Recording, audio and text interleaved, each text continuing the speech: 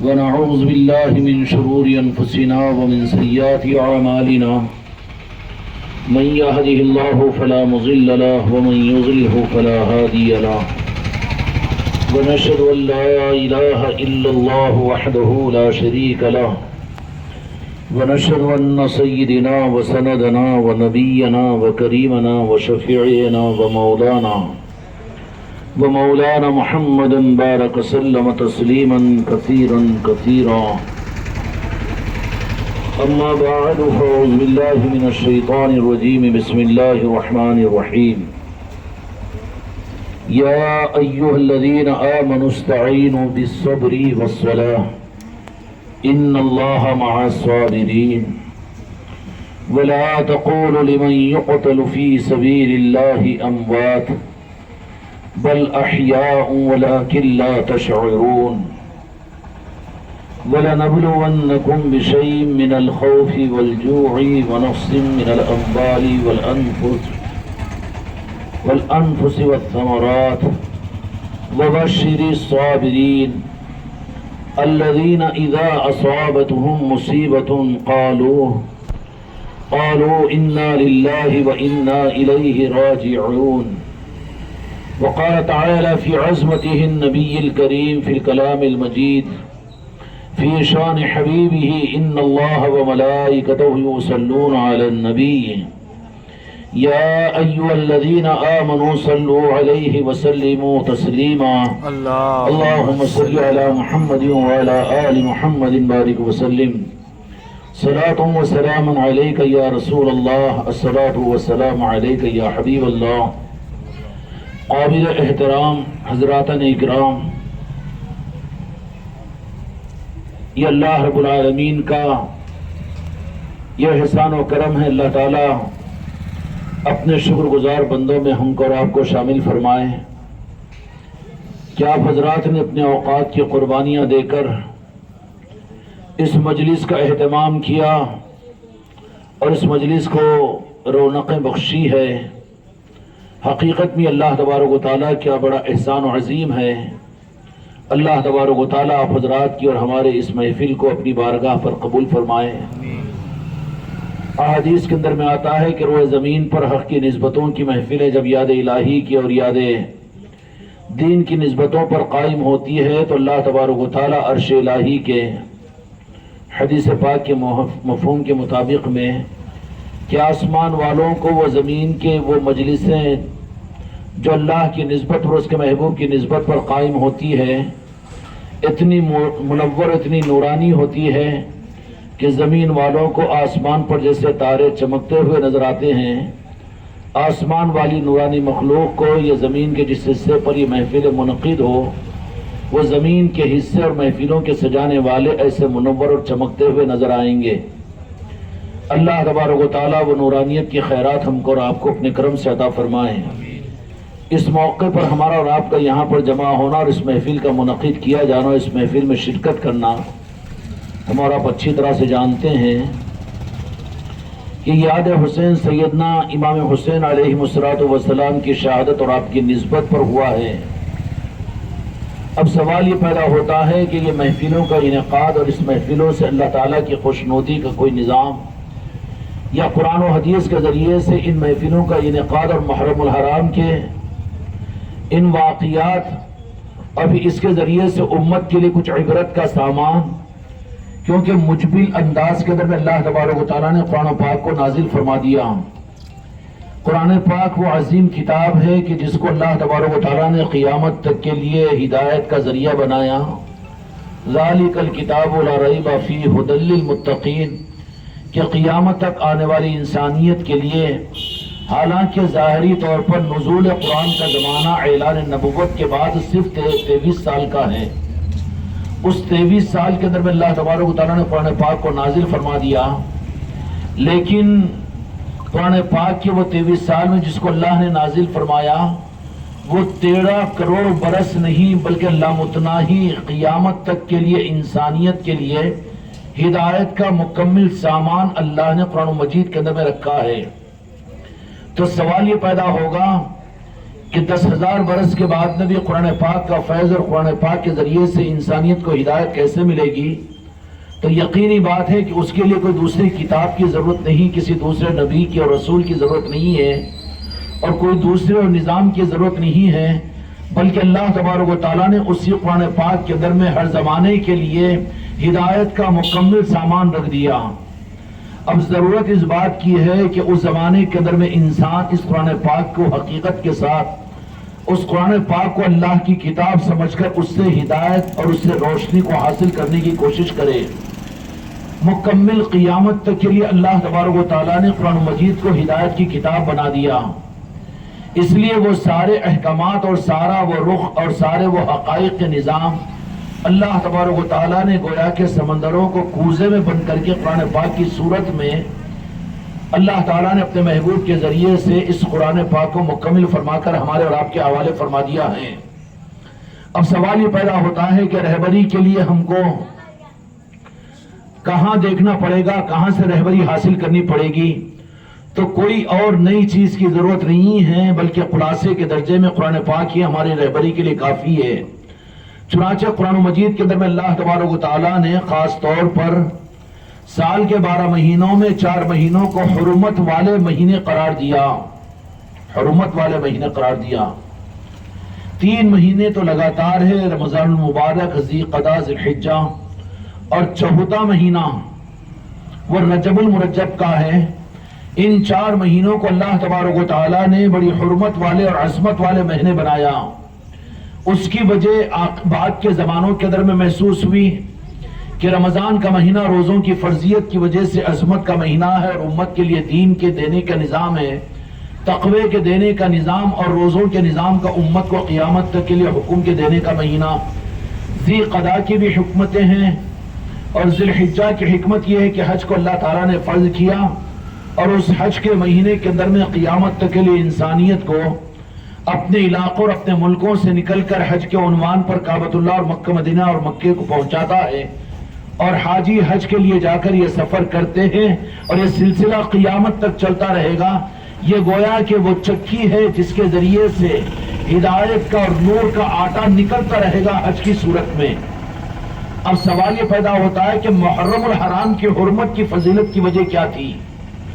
بظاہر محرم الحرام کا مہینہ بھی حرمت کا، یہ مہینہ وہ مہینہ نہیں ہے کہ جس کو مسلمان نظر انداز کر دے۔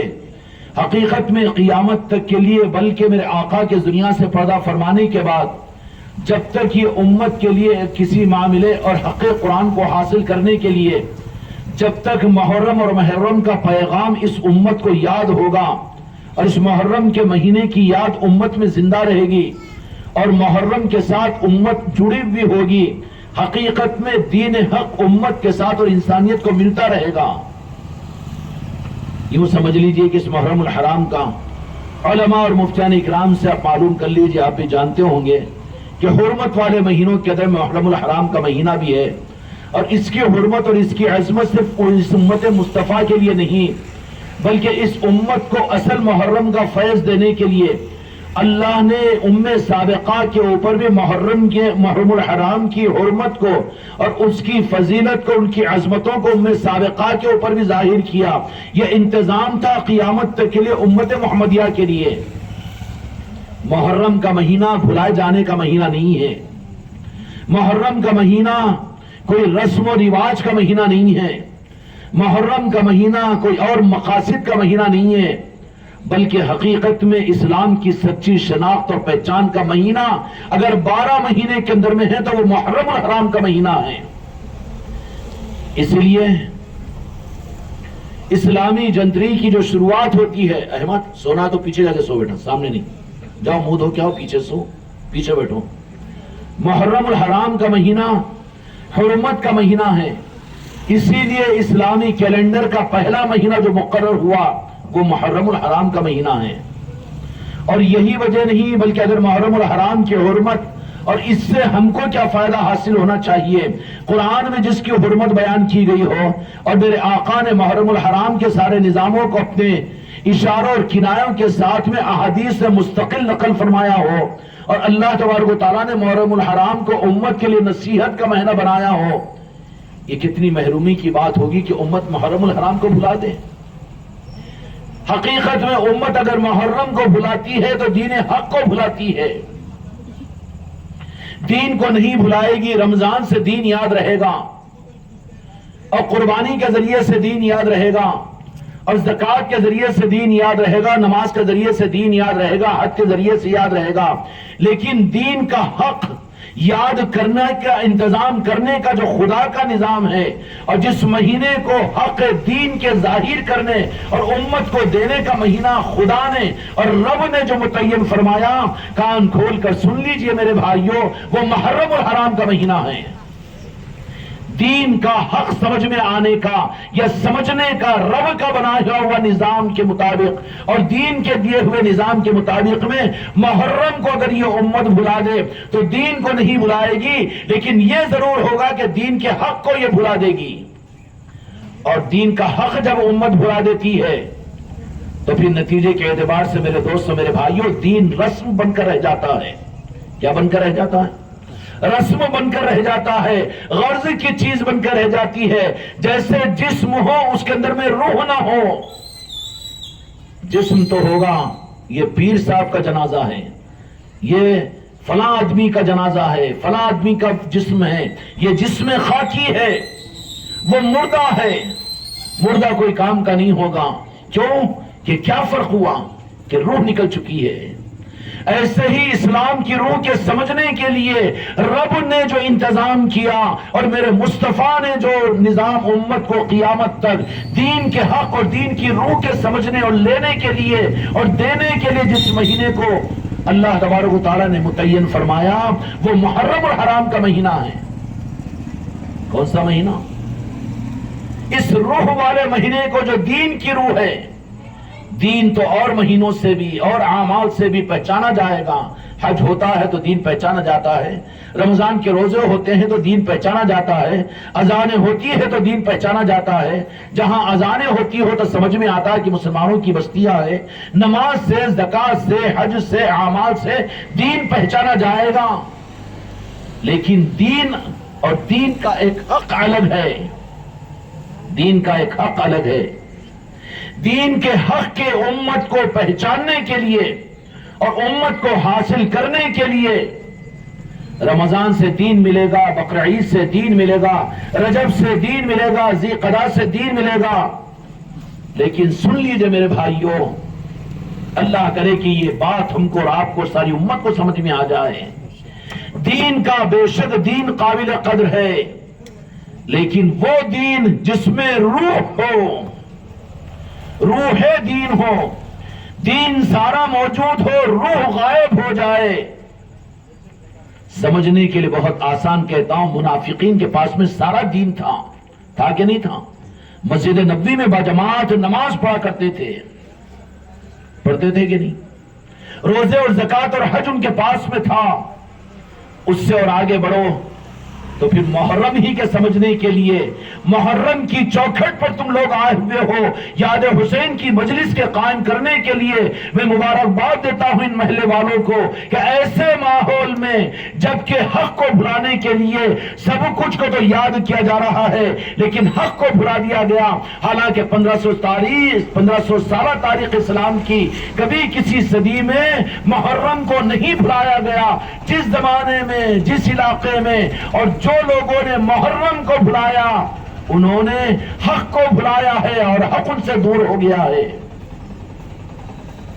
نتیجہ کیا نکلا؟ اس کی وجہ سے دین کے ظاہری اعمال ان کے پاس میں رہ گئے, دین اور شریعت ان کے پاس میں رہے گا, لیکن روح جب نکل جائے, سمجھ میں آ رہی بات کو, میرا وجود ہے, میرے اندر سے روح نکل جائے, نہ بول سکوں گا, نہ دیکھ سکوں گا, نہ سن سکو گے, نہ تم دیکھنا پسند کرو گے. دیکھو گے بھی تو اس کے اوپر آ کر فوراً دوسرا چادر ڈال دے گا کہ نہیں, زیادہ دیکھنے کے قابل نہیں ہے, اس لیے کہ یہ میت ہے. دیکھنا بھی پسند نہیں کریں گے, زیارت کر لیں گے. میرے بھائیوں, اللہ محرم کی حقیقت کے سمجھنے کی توفیق عطا فرمائے. 1500 سالہ اسلامی تاریخ میں امت نے محرم کو نہیں بھلایا. کبھی کبھی ایسا بعض ملکوں کے اندر میں, بعض علاقوں کے اندر میں, بعض قوموں میں, بعض برادریوں میں انہوں نے محرم کو بھلایا تو نتیجہ کیا نکلا؟ اللہ ناراض ہو گیا، اور میرے مصطفیٰ کی ناراضگی کی وجہ سے اللہ نے ان کو دین تو رکھا ان کی زندگیوں میں، لیکن دین کی روح کو نکال لیا۔ اور جب دین کی روح نکل جائے تو دین لے کر کیا کرو گے؟ اب آپ بولیں گے کہ نیا فارمولا کیوں بیان کر رہے ہیں؟ دین ہے، دین کے ساتھ میں دین کی روح ہے۔ منافقین کے پاس میں دین تھا، فجر کی نماز سے پہلے، عام صحابہ سے زیادہ پہلے فجر کی نماز میں منافقین صف اول میں مسجد نبوی میں رہا کرتے تھے، زکوٰۃ کے دینے میں، جہاد کی صفوں میں سب سے آگے، اول کے اندر میں دین کے نظاموں میں سب سے آگے منافقین رہا کرتے تھے۔ دین تھا نا دین، لیکن کیا غیب تھا؟ روح دین، مردہ تھے منافقین، مردہ تھے، اور وہ مردے اس قابل رہے کہ ان کو تو دفنا دیا جائے۔ مردوں کے معاملات کے اندر میں یہی چیز ہوتی ہے کہ کوئی کام کے نہیں رہتے، وہ تو اس قابل رہتے کہ احترام کر کے ان کو دفنا دیا جائے، قبروں میں پہنچا دیا جائے۔ ورنہ زندے لوگ اگر کہیں گے کہ کب تک اس مردے کو رکھتے ہو، بدبو پیدا ہوگی، لے جاؤ، اب یہ کسی قابل نہیں ہے، اس کو دفنا دو۔ منافقین کے اندر میں سے دین کی روح نکل چکی تھی۔ میرے بھائیوں، ایک پیغام دے رہا ہوں میں، قابل قدر ہے آپ حضرات مسجد عائشہ کے قرب و جوار کے رہنے والے لوگ، اے نوجوانوں، تم پر یہ رب العالمین کا خاص انعام ہے کہ تمہاری یہ مجلس اور تمہارا یہ محفل کا منعقد کرنا دین کی وہ بڑی خدمت ہے کہ رب العالمین نے تمہیں منتخب کیا، دین میں روح کو پیدا کرنے والے نظام کو امت کو سمجھانے کے لیے تمہاری یہ محفل منعقد ہوئی ہے۔ دین کے نام پر تو محفلیں بہت ہوتی ہے، اجتماعات ہوتے ہیں، بیانات ہوتے ہیں، سب قابل قدر ہے، کسی کی ناقدری کوئی مسلمان نہیں کر سکتا۔ جو دین کے کسی نظام کی ناقدری کرے، اللہ کی نگاہ سے وہ گر جاتا ہے، یا منافق کرے گا یا جہنمی کرے گا۔ ہر نظام اپنی جگہ قابل قدر ہے، لیکن یاد حسین اور کربلا کا پیغام جس کو جان بوجھ کر بھلا دیا گیا، اسلام کے دشمنوں نے بھلانے کی کوششیں کی، ہر زمانے میں سازشیں کی، کیونکہ وہ جانتے ہیں کیوں کہ جسم چاہے کتنا موٹا تازہ ہو لیکن روح نہ ہو تو پھر وہ مچھر کو نہیں ہٹا سکتا، وہ کوئی نقصان نہیں پہنچا سکتا، محتاج ہو جاتا ہے۔ ایسے ہی اگر امت، ان کی بڑی بڑی مملکتیں اسلامیہ کیوں نہ ہو، بڑے بڑے حکومت کے نظام ان کے کیوں نہ ہو، لیکن روح نہیں ہوگی تو بڑی آسانی کے ساتھ اس کو تہس و نہس کر دیا جا سکتا ہے۔ اسلام کے ازلی دشمن یہ بات کو اچھی طرح سے جانتے ہیں، ان کی نگاہیں اصل امت میں سے اور مسلمانوں میں سے روح کو نکالنے کی کوشش کرنے کی رہتی ہے۔ سارا دین باقی رہنے دو، لیکن جو روح ہے جس کو ہم نہیں جانتے نادانی کی وجہ سے، یا ہمارے سامنے وہ رخ نہیں آیا، لیکن کرم ہے تمہارے نانا نانی دادا دادی کہ جن کی وجہ سے کچھ نہ کچھ ان کو کربلا یاد رہتی تھی، امام حسین اور حسن یاد رہا کرتے تھے، تم کو اور ہم کو ان کی آل علی اور اولاد علی کی یادیں تم کو، مجھ کو، میرے ماں باپ اور ہمارے نانا نانی دادا دادی کے گودوں سے ملی ہے، لیکن ترس رہی ہے تمہاری میری نسلیں، اس موڑ پر آ کر رکی ہوئی ہے کہ اب ان کو یہ چیزیں تمہارے میرے گودوں سے نہیں مل رہی ہے۔ یاد حسین کو ختم کر دیا گیا، اولیاء کے نظاموں کو ختم کر دیا گیا، اور ان چیزوں سے امت کو کاٹ دیا گیا، اور اس کے بالمقابل میں کہ ظاہری دین کے نظاموں کو بس اسی کے اوپر کہ بس یہی کافی ہے، یہی کافی ہے، اور عام مسلمان اس دھوکے میں پڑ گیا کہ یہ چیزیں کیوں کہ روح چھپی ہوئی ہوتی ہے، ہاتھ اور پیر جسم اس کے امراض نظر آ جاتے ہیں، لیکن روح چھپی ہوئی ہے، پہچان میں نہیں آتی، بھئی یہ زندہ ہے کہ مردہ ہے؟ تو دیکھنے والے کیا کہیں گے؟ نہیں، ذرا ڈاکٹر صاحب کو بلاؤ، ناڑی پکڑیں گے، نس پکڑیں گے، اگر وہ مردہ کہے تو مردہ، تم نہیں پہچان سکتے، نہیں پہچان مشکل ہو گئی، اس لیے آنکھوں کے دیکھنا بھی بند ہو سکتا ہے، ہاتھ پیر کا ہلانا بھی بند ہو سکتا ہے، لیکن ہو سکتا ہے کہ جان ہو، روح ہو، کہ اس کو پھر زندگی لوٹائی جا سکتی ہے، مل سکتی ہے۔ اگر وہ مردہ قرار دینا ہے تو کسی اسپیشلسٹ کو بلاؤ، وہ ناڑ پکڑ کر تصدیق کر دے گا کہ نہیں یہ مردہ ہے تو مردہ مان لیا جائے گا، ہے کہ نہیں؟ اسلام کے دشمن جانتے ہیں کہ اسلام کے جسم میں روح جو ہے اور اس روح کے لینے کا اور روح کو امت میں باقی رکھنے کا انتظام رب العالمین نے حرمت محرم الحرام کے ذریعے سے امت کو قیامت تک دینے کے لیے دین کی روح کے دینے کا انتظام محرم کی حرمت کی صورت میں قرآن مجید میں بیان فرما دیا کہ محرم الحرام اللہ کی نگاہ میں حرمت والا مہینہ ہے۔ اگر اس کو بھلا دیں، اگر اس کو بھول جائیں، کتنا بڑا دین کا نقصان ہے، کتنا بڑا نقصان ہے۔ ہاتھ کٹ جائے، پیر کٹ جائے، آنکھ نکل جائے، سب کچھ بھی ہو جائے، یہ جزوی نقصان ہے، لیکن روح اگر ختم ہو جائے تو پہلوان کا جسم رکھ کر بھی کیا کریں گے؟ وہ تو پھر وہ جسم تو صرف سڑنے اور گلنے کے قابل رہ جائے گا۔ ایسے ہی اسلام کے دشمنوں نے بڑی دانش مندی کے ساتھ میں سارے دین کے ظاہری نظام کی عظمتوں کو اور ظاہر دین کے ضرورتوں کو تو ظاہر کروا دیا اور کیے ہیں اور محسوس کرتے ہیں۔ الحمدللہ لک الحمدللہ، یہ اہتمام قابل قدر ہے کہ محرم کا چاند رمضان المبارک کا چاند نظر آ جائے تو عشاء کی نماز میں بازاروں کو، گھروں کو چھوڑ کر آج امت مسجدوں میں تراویح کے لیے پہنچ جاتی ہے۔ حج کا مہینہ آ جائے، امت اپنے لاکھوں روپے قربان کر کے آل اولاد کو ٹھوکر مار کر یہ چلے جاتی ہے حج کے تکمیل کے لیے، نمازوں کے اہتمام کے لیے گلی گلی گھومتے ہیں، قربانیاں دیتے ہیں۔ ہے نہیں ہے؟ دین کے نظام تو موجود ہے، لیکن میرے بچوں، میرے بھائیوں، اے مسجد عائشہ کے قرب و جوار کے رہنے والوں، کہ آج تمہاری جو مجلس منعقد ہوئی ہے، اللہ کرے کہ تمہیں اس بات کا احساس نصیب فرمائے اور ہم کو اور آپ کو احساس نصیب فرمائے۔ نادانی میں بعض لوگ تو یہ کہیں گے، بعض لوگ تو نادانی کے اندر میں کہیں گے یہ یاد حسین کی محفل کیوں اور یاد حسین کی محفلوں کو منعقد کیوں کیا جا رہا ہے، لنگر حسین کو کیوں بانٹا جا رہا ہے؟ نہیں، جو سچے لوگ ہوں گے وہ کبھی یہ لوگ یہ بات نہیں کہہ سکتے، وہ تو کہیں گے کہ ہم نہیں کر سک رہے، اگر تم کر رہے ہیں تو بہت اچھا کیجئے، بہت اچھا کیجئے۔ کیوں کہ اس کو عبث اور بیکار نہیں کہہ سکتے، اس لیے کہ اس محرم الحرام کی حرمت کا تذکرہ اللہ نے قرآن مجید میں کیا ہے، اور کوئی بے وجہ نہیں ہے کہ محرم الحرام کی حرمت کی کوئی وجہ نہ ہو اور اللہ نے خالی ہی اس کو حرمت والا مہینہ بنا دیا۔ کچھ نہ کچھ حکمتیں اس مہینے کی تھی، اس کے لیے رب العالمین نے محرم الحرام کے مہینے کو حرمت والا مہینہ بنایا۔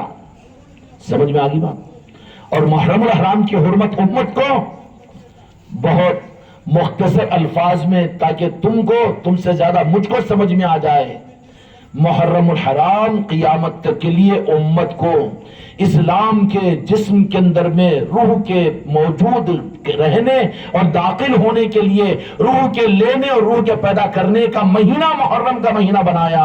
اس لیے کہا کہ اسلام کی تاریخ کا کیلنڈر جو شروع ہوگا، یاد جو شروع ہوگی وہ محرم سے شروع ہوگی، کہ تم پچھلے سال پر توبہ کرو اور محرم الحرام کے ان عزم و ارادوں کے ساتھ جو طاقت اور جو پیغام، جو فلسفہ اور جو قربانی کا پیغام اور کربلا کا پیغام میدان کربلا میں مولا حسین علیہ السلام نے عملی طور پر اپنی شہادتوں کے نذرانوں کو پیش کر کے قیامت تک کے لیے ایسی شہادتیں روئے زمین پر نہیں ہو سکتی۔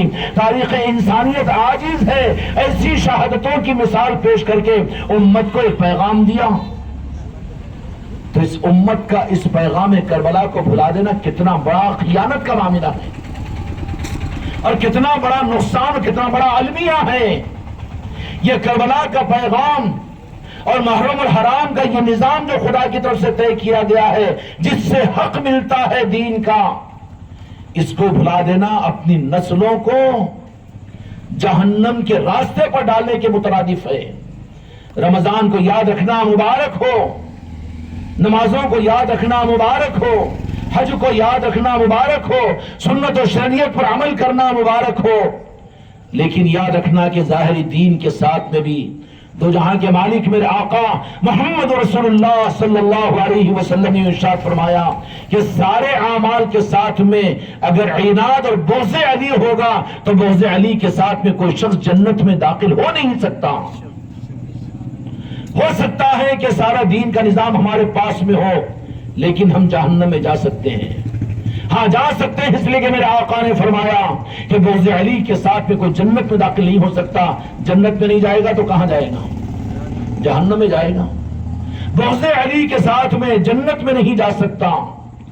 پھر بغض علی سے مطلب کیا ہے کہ علی کی محبت ان کی آل سے محبت ہے، ان کی آل سے محبت آل رسول سے محبت ہے، اور وہ ہوتے ہوئے سلسلہ قیامت تک چلے گا. یہ اولیاء کرام جو روئے زمین کے اوپر پھیلے ہوئے ہیں، یہ میدان کربلا کے خون کے نور کے قطروں کی پہچان ہے کہ ان اولیاء کرام کی آستانوں سے کربلا کی پہچان ہوگی. امام حسین علیہ السلام کی شہادت کا پیغام ملے گا اور آل رسول کی عظمت اور محبت ملے گی. جب تک یہ امت اپنے اپنے علاقے کے اولیاء کی چوکھٹوں سے اور ان کی نسبتوں کو قائم رکھے گی، ان کو اپنی محبتوں کے راستے پر چلا کر یہ جو اولیاء پہنچائیں گے وہ میدان کربلا اور آل علی اور اولاد علی کی چوکھٹوں پر اور پنجتن پاک کی محبت تک پہنچائیں گے اولیاء. یہ خیرات دینے کا نظام رب العالمین کا محرم الحرام کے اندر میں ہے. تو محرم کو یاد رکھنا سمجھ میں آ گیا نا اتنا تو کہ اللہ نے یاد رکھنے کے لیے حرمت والا مہینہ بنایا. اور یہی نہیں بلکہ امت کو قیامت تک کے لیے حق کے دینے اور روح دین کے دینے کے لیے محرم کو ذریعہ بنایا. اس لیے یہ امت بھول نہ جائے، یہ امت بھول نہ جائے. اس کے لیے رب العالمین نے کیا انتظام کیا کہ صرف امت کو محرم یاد نہیں کروایا، یہ تو انتظام رب العالمین کا محرم کی صورت میں امت کے لیے تھا. اس کی عظمتوں کو یہ امت نظر انداز نہ کرے. اس کے لیے رب العالمین نے ام سابقہ کے اندر بھی اس محرم کے یوم عاشوراء کو ایک یاد کا دن بنا کر ان کو یاد کرنے کا حکم دیا تھا. کیا کیا تھا؟ محرم صرف اس امت کے لیے، اس امت کے لیے تو اصل روح کے لینے کا اور اصل روح کے اسلام کے پیدا کرنے کا مہینہ، کہو کون سا مہینہ؟ رمضان عبادت کا مہینہ ہے، روح دین کے حاصل کرنے کا مہینہ. میرے بچوں، میرے بزرگوں، میری ماں اور بہنوں، اچھی طرح سے سمجھ لو، روح دین کے دینے اور روح دین کے پیدا کرنے کا مہینہ کوئی دوسرا مہینہ نہیں، محرم الحرام کا مہینہ ہے جو رب کی طرف سے امت کو دیا گیا ہے. اس لیے اس کو بھول نہ جائے، بھلا دیا نہ جائے. تو اللہ نے اس کا اہتمام ام سابقہ سے کروایا. اس محرم کی 10 تاریخ کو یوم عاشوراء، تو یوم عاشوراء تھا ہوگا حضرت آدم علیہ السلام کی توبہ قبول ہوئی، حضرت نوح علیہ السلام کی کشتی وہاں لگی، اور اسی طریقے سے موسیٰ علیہ السلام کو فرعون سے نجات ملی، اور قیامت کا میدان بھی یوم عاشوراء کو 10 فضیلتیں دو جہاں کے مالک میرے آقا نے فرما دیا کہ اللہ نے اوپر کے نبیوں کی امتوں کو عطا کی. کیوں؟ یوم عاشوراء کو مت بھولو. یہ امت اس پیغام کو بھول نہ جائے یا جان بوجھ کر میدان کربلا کو یہ بھلانے کی کوشش نہ کرے یا پھر نظر انداز نہ کر دے. اس کے لیے رب العالمین نے اس امت کو اس محرم الحرام کی اور یوم عاشوراء کے یاد رکھنے کے انتظام کے لیے رب نے تو یہ انتظام کیا کہ اللہ تبارک و تعالیٰ نے اس امت پر، تم پر اور ہم پر احسان فرما کر رب کی بارگاہ میں سجدہ شکر ادا کرے ہم کہ یا اللہ اس محرم اور یوم عاشوراء کی حقیقتوں سے ہم کو محروم نہ ہونا پڑے. اس کے لیے آپ نے ام سابقہ کے ان انبیاء اکرام علیہ السلام کو بھی یوم عاشوراء کی اہمیت اور فضیلت کو ان قوموں کے اوپر بھی تو نے ظاہر فرمایا تھا تاکہ یہ امت اس محرم الحرام کی نہ قدری نہ کرے اور امت اس محرم الحرام کو نظر انداز نہ کر دے، نظر انداز نہ کر دے. اس کے لیے اللہ تبارک و تعالیٰ نے ام سابقہ کے اندر میں محرم کی 10 محرم کو یوم عاشوراء کو ایسے بہت سے واقعات کروایا. سمجھ میں آگئی بھی بات؟ ہمارے تمہارے لیے تو خدا نے پہلے سے ہزاروں برس پہلے سے انبیاء اکرام علیہ السلام کے اندر میں 10ویں محرم کی فضیلت اور 10ویں محرم کی یوم عاشوراء کو یاد کرے اور اس سے پیغام کو حاصل کرے. اس کا انتظام تو اللہ تعالیٰ نے پہلے ام سابقہ کے نبی اور ان کی امتوں کو دیا تاکہ تم ہم نہ بھول جائے. اگر ہم اور تم ان سب کے باوجود اگر یوم عاشوراء اور محرم کو بھولے یا بھلا دے، کتنے بڑے مجرم ہوں گے. اللہ نے دیا ہی محرم الحرام کا مہینہ کائے کے لیے، کوئی الگ سے عمل نہیں ہے. کوئی عمل سے اور کوئی الگ سے کوئی اعمال نہیں ہے، لیکن یاد رکھنا جو سارے اعمال بن کر ایک دین کا جسم بنتا ہے، اس کی روح کے لینے اور روح کے حاصل کرنے اور روح کے دینے کا نظام محرم الحرام ہے۔ اب یہ فارمولہ آپ حضرات کے سامنے عرض کیا میں کہ دین کا جسم اور دین کی روح، ذرا یہاں پر آپ لوگوں کو شک پیدا ہوگا، یہ شک پیدا کروایا گیا جائے گا، کیوں کہ منافقین کی ایک مثال میں نے دیا کہ سارا دین ان کے پاس میں تھا، لیکن روح جو تھی وہ روح ان کے پاس میں نہیں تھی، تو منافقین کا دین ان کو اللہ کی نگاہ میں کامیاب نہیں کروائے گا، جنت میں نہیں پہنچائے گا، جہنم میں جائیں گے۔ روح دین کیا ہے؟ دو جہاں کے مالک میرے آقا اشارہ فرمائیں گے قرآن و حدیث کی روشنی کے اندر میں۔ قرآن سے دلیل ہونا چاہیے نا، تاکہ کوئی کذب باقی نہ رہے۔ روح دین کیا ہے؟ قُلْ لَا أَسْأَلُكُمْ عَلَيْهِ أَجْرٍ مَوَدَّةً فِي الْقُرْبَى۔ قرآن و مجید کی آیت ہے کہ میں تم سے اس کا مفہوم عرض کر دیتا ہوں کہ کوئی بدلہ نہیں چاہتا، میں نے جو دین پہنچایا تم تک صرف یہ کہ میرے اہل بیت سے محبت کرو، کیونکہ یہ روح ہے۔ جسم کمزور پڑے، یغفر لکم ذنوبکم، معاف کر دے گا اللہ تعالیٰ۔ شفاعت ہوگی میرے مصطفیٰ کے گناہگاروں کے لیے، شفاعت ہوگی مولا حسن و حسین کے، اور شفاعت ہوگی اہل بیت اور اولیاء کی۔ یشفعوا عنہ الا باذنہ، اللہ جن کو حکم دے گا ان کی شفاعت سے ہماری تمہاری جنت مل جائے گی۔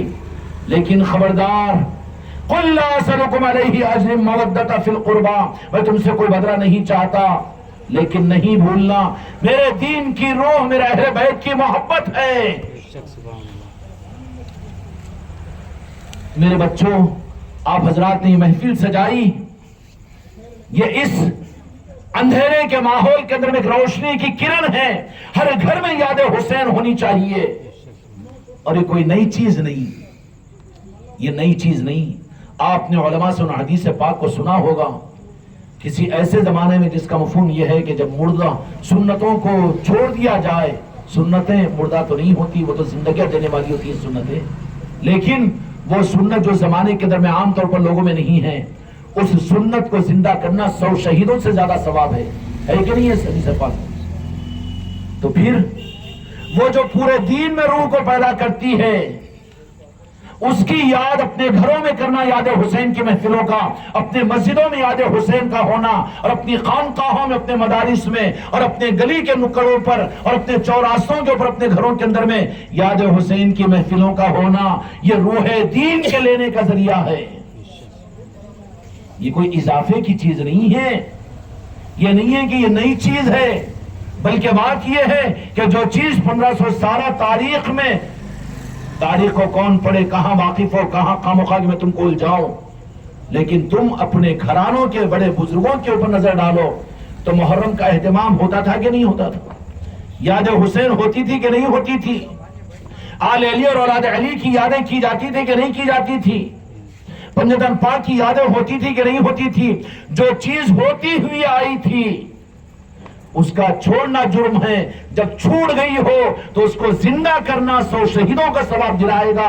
یہ حق دین ہوگا اور دین کی عین خدمت ہوگی، عین دین کی خدمت ہوگی۔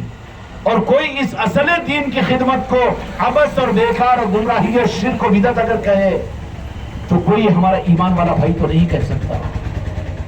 سمجھ میں آئے گا کہ غلط فہمی ہے یا پھر کچھ اور وجہ ہے جس کی وجہ سے یہ کہہ رہا ہے، کیونکہ روح دین کے دینے کے لیے اور پیدا کرنے کے لیے امت کے لیے اللہ کی طرف سے جو مہینہ دیا گیا ہے وہ محرم الحرام کا مہینہ ہے۔ تو اس کو یاد کرنا، یاد کروانا اصل دین کا حاصل کرنے میں ضروری ہے کہ غیر ضروری ہے؟ جب بھلا دیا گیا ہو تو یہ ہماری چھوٹی ہوئی امانت ہے، ہمارا اصل سرمایہ ہے جو ہم سے گم ہو گیا۔ کسی اور مکار اسلام کے دشمنوں نے اس قیمتی امانت کو ہم سے چھین لیا ہے۔ پھر سے اس امانت کو حاصل کرنے کے لیے اپنے گھروں میں یاد حسین کی محفلوں کو کروانا ہے، اپنی مسجدوں کے اندر میں یاد حسین کو کرنا ہے۔ اس کو کوئی کہے کہ نئی چیز نہیں، زندہ جاوید آپ کے سامنے شہادت دینے کے لیے تمہارے اس مجمع کے اندر میں کتنے لوگ ہوں گے کہ ہماری مسجدیں آج سے 15-20 سال پہلے جب کربلا کا مہینہ، محرم الحرام کا مہینہ شروع ہوتا، جامع مسجد ہے، وہاں پر بالاہتمام اثر سے لے کر مغرب تک شہداء کربلا کا تذکرہ مولانا واحد اللہ خان صاحب بالاہتمام کیا کرتے تھے. مولانا عبد الجبار صاحب اثر سے لے کر مغرب تک شہداء کربلا کا بیان کیا کرتے تھے. 10ویں محرم الحرام کو بالاہتمام وہاں پر پروگرام ہوتا تھا. اور ویسے ہی آپ کی مسجدوں میں بکل گڑے کی مسجد ہے, دوسری مسجدیں ہیں, اچھا وہ تو جانے دیجئے, لیکن 5-7 سال پہلے بھی جب محرم کا مہینہ آتا تو آپ کی پتلی بولی پر, عبداللہ چوک پر, اور یہ بس پرانے بس اسٹینڈ پر, ریلوے اسٹیشن پر یاد حسین کے جلسے ہوتے تھے کہ نہیں ہوتے تھے؟ ہوتے تھے نہیں ہوتے تھے. بڑے بڑے علماء یہاں تشریف لاتے تھے. مولانا صادق صاحب ندوی, مولانا مصطفیٰ صاحب مظاہری, ہم تو ان کو جانتے ہیں, مولانا عاقل السامی, یہ علماء یہاں پر آتے اور محرم الحرام کے ان جلسوں کو مخاطب کرتے تھے, شہداء کربلا کے تذکرے کرتے تھے. بیٹھا ہوا مجمع اپنے آنکھوں سے مولا حسین کی محبت میں کربلا کے واقعات کو سن کر آنکھوں سے آنسوں کو بہاتے ہوئے محبت حسین کی خیرات کو ان جلسوں سے لے کر جاتا تھا. ایمان کی حرارت انہیں ملتی تھی. یہ صرف زیادہ دور نہیں, 7-8 سال پہلے کی بات کر رہا ہوں نا. پھر وہ کون سا روگ لگ گیا کہ آج یہ سارا نظام ایک لفظ ہم سے دور ہو گیا. خانقاہ محمدی کے ذریعے سے آپ کے اس علاقے کے اندر میں یہ محفل کا مقصد کوئی نیا نظام دینا نہیں ہے, بلکہ آپ کے پیروں پر ہاتھ ہے میرے بچوں. یہ اصل چشمہ ہے جس سے دین کی روح تم کو اور مجھ کو ملے گی. یاد حسین اور کربلا کی شہادت کے واقعات کو سن اور سنا کر اس چشمے کو تم بجھانا نہیں اور اب اس چشمے کو سکھانا نہیں, بلکہ یہ چشمہ ہے تو حق تمہارے اندر میں ہوگا. اللہ کی طرف سے دیا ہوا یہ چشمہ ہے اور میرے مصطفیٰ کی طرف سے دیا ہوا چشمہ ہے. روح دین کی بات ذرا نیا فارمولا معلوم ہوگا, لیکن عرض کر دیا ہوں میں کہ سارا دین تھا, لیکن اہل بیت کی محبت اور بغض علی اور اسی طریقے سے میرے آقا تو کیوں اہل بیت کی محبت نکلتی ہے تو مولا علی کی عظمت ختم ہوتی ہے, اور مولا علی کی عظمت اگر ختم ہوتی ہے تو وہ آخری انسٹرکشن ہے کہ پھر میرے مصطفیٰ حضرت محمد صلی اللہ علیہ وسلم کی محبت میں پھر سینے سے نکل جاتی ہے, ایمان غارت ہو جاتا ہے, پھر رسم کا دین رہ جاتا ہے, حق اور روح نکل جاتی ہے. جس دین میں عشق رسول نہ ہو, جس دین میں میرے آقا کی محبت نہ ہو اور میرے آقا پر فریفتگی نہ ہو, خدا کی قسم وہ مسلمان تو ہو سکتا ہے لیکن مومن نہیں ہو سکتا. وہ نکلنے کے لیے کہاں سے اس کی شروعات, مرض کہاں سے شروع ہوتا ہے؟ اولیاء کی محبت کو ختم کیا جاتا ہے, آل رسول کی محبت نکال دی جاتی ہے, پھر پنجتن پاک کی عظمتوں کو نکال دیا جاتا ہے, کربلا کو بھلا دیا جاتا ہے. کوئی مجرم نہیں ہے. اسلام کے وہ دشمن جو باہر ہے وہ دشمن ہے, ہمارے کلمہ پڑھنے والوں کو برا مت سمجھو. آپ اپنے علماء سے درخواست کرو, اپنے ائمہ اپنے مفتیان اکرام کی خدمت میں درخواست رکھو کہ محرم الحرام کا مہینہ ہے, رمضان میں رمضان کے فضائل, حج کے زمانے میں حج کے فضائل, نمازوں کی فضیلتیں, لیکن محرم الحرام کا بھی تو کوئی پیغام ہے سیرت و شریعت کے اندر میں. تو علماء اور مفتیان اکرام تو ضرور تم کو کہیں کہ ہاں ہم شہداء کربلا کے واقعات کو ضرور سنائیں گے. سنائیں گے کہ نہیں سنائیں گے؟ امین ہے وہ, امانت دار ہوں گے علماء اور مفتیان اکرام, لیکن تم نے تقاضا ہی نہیں کیا. تم تقاضا کیے رمضان تو رمضان کے فضائل وہ سنا رہے ہیں, نمازوں کے فضائل وہ سنا رہے ہیں, دین کے فضائل, حج کے فضائل, زکات کے فضائل وہ سنا رہے ہیں. اگر تم تقاضا کرو اپنے علماء اور اپنے مفتیان اکرام, اپنے ائمہ اکرام سے, تو کیا کربلا کے واقعات وہ نہیں سنائیں گے؟ کیا مولا حسین علیہ السلام کی شہادت کے واقعات کو نہیں سنائیں گے؟ ضرورت ہے تمہارے میرے ان کے سامنے تقاضا کرنے کی. اس لیے اپنی مسجد کے علماء سے اور اپنے علاقے کے دینداروں سے یہ درخواست کرو کہ ہماری مسجدوں کے اندر یاد حسین ہونا چاہیے, کربلا کے واقعات, اس لیے کہ وہ ہماری تاریخ اور اسلام کا ایک حصہ ہے, اور اس کا انتظام ہے تو چلتا, نہیں تو نہیں. یہ بات نہیں ہے جسم رکھ کر کیا کریں گے اگر روح موجود نہیں ہے. روح کے دینے اور روح کے پیدا کرنے کے لیے اللہ کی طرف سے اس امت کو جو مہینہ عطا کیا گیا وہ محرم الحرام کا مہینہ ہے. اس لیے میرے بچوں اس کو کوئی جذباتی بات مت سمجھو, مسئلہ کو جماعت کی چیز مت سمجھو. یہ تو مجھ کو اور تم کو اپنے اسلام کی روح کے لینے کے لیے محرم کی یاد حسین کی محفلیں ہیں. لک الحمد ولک الشکر. سرزمین عادل آباد پر خانقاہ محمدی قائم ہے, اور اس کی 8-9 خانقاہیں حیدرآباد میں, ورنگل کے اندر میں, اور اسی طریقے سے لکشدی پیٹ, منچریال, کلیڑا, اور دوسرے مقامات کے اوپر 8 خانقاہیں ہیں، اور ان خانقاہوں کے اندر میں خانقاہ کے تحت میں روزانہ کئی مجالس یاد حسین کی ہو رہی ہیں، لنگر لٹ رہے ہیں، ہزاروں نہیں بلکہ پتہ نہیں کتنی تعداد میں لوگوں کو یاد حسین یاد آ رہا ہے، اور اپنے دین کی روح ان کو حاصل ہو رہی ہے۔ کیوں؟ اہل بیت کی محبت دین کی روح ہے، مولا علی کی محبت دین کی روح ہے۔ یہی روح نکلی منافقوں کے اندر سے تو وہ مردے ہو گئے، اور ان کا دین ان کو جنت میں نہیں پہنچا سکا، جہنم میں پہنچائے گا۔ اور یہی روح دین یزیدیوں کے اندر میں سے نکلی تھی، روح نکل گئی، جسم اسلام کا بڑا مضبوط تھا، اونٹ اور گھوڑوں کے کوہوں پر بیٹھ کر قرآن پاک کی تلاوت کیا کرتے تھے۔ یزید کے اس قافلے کے اندر میں، کربلا کے اندر میں کوئی نماز ان کی قضا نہیں ہوئی تھی، کوئی بغیر وضو کے نماز انہوں نے نہیں پڑھی تھی، نماز کو نہیں چھوڑا تھا، لیکن یزیدی جنت میں جائیں گے؟ نہیں جائیں گے۔ کیوں؟ کہ جسم سے مطلب نہیں، روح سے مطلب ہے۔ روح نکل چکی تھی، مولا حسین کی محبت ان کے اندر میں نہیں تھی، آل رسول کی محبت نہیں تھی۔ تو سارے دین اور اسلامی حکومت والوں کے ساتھ میں اور سارے دین کے ساتھ میں اگر روح دین آل رسول کی محبت، مولا حسین کی محبت کی روح جب نکل گئی ہو تو ان کا دین ان کو جنت میں نہیں پہنچا سکتا۔ برا نہ مانو، کہیں وہ یزیدیت ہمارے اندر بھی تو نہیں آ گئی۔ دین ضروری ہے، یاد حسین کی محفلیں کیوں، یہ پنجتن پاک کی محبت کیوں، اور اولیاء کی نسبتیں کیوں؟ یہ یزیدیت کے جراثیم ہے، اور یہ سمٹمز ہے کہ یزیدیت کا ایک مرض ہے۔ کرونا مرض کو جانتے ہو، کینسر کو جانتے ہو، ایڈز کو جانتے ہو۔ خدا آپ کی اور ہماری ساری امت کی ان بڑے مرض سے حفاظت فرمائے۔ اس سے زیادہ خطرناک مرض جو قیامت تک کلمہ گو کلمہ پڑھنے والوں کے اندر میں رہے گا، وہ یزیدیت کا مرض ہے۔ اس کا نام اس مرض کا یزیدیت ہے۔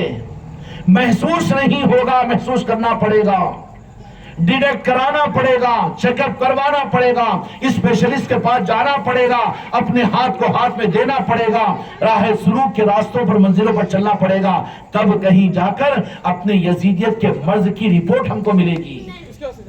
دیکھ لو، مولا علی کا نام لیتے ہیں تو خوش ہوتے ہیں چہرہ، تو سمجھ لینا کہ یزیدیت کا مرض نہیں ہے۔ مولا حسین اور یاد حسین کی محفل اگر ہوتی ہو تو بالجبر نہیں بلکہ خوشی کے مسکراتے ہوئے چہرے یہاں پر بیٹھے ہوئے۔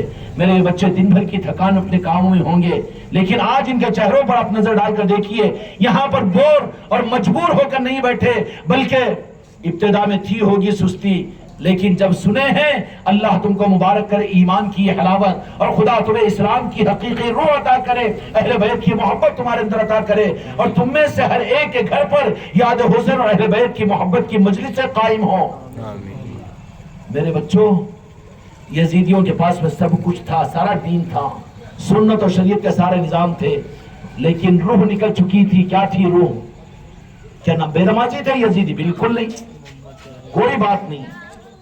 ہم سے نماز قضا ہو جاتی ہے، ہم دکانوں پر بیٹھے تو نماز بعد میں پڑھ لیں گے کہتے ہیں، مصروفیت میں ہے تو بعد میں قضا کے مسائل کو معلوم کر لیتے علماء سے، لیکن یزیدی کتنے پکے نمازی کہ میدان کربلا میں، میدان جہاد میں بھی کسی یزیدی کی نماز قضا نہیں ہوئی۔ نماز تو چھوڑ دیجئے، وضو تک انہوں نے کیا، قرآن کی تلاوت سے وہ محروم نہیں ہوئے۔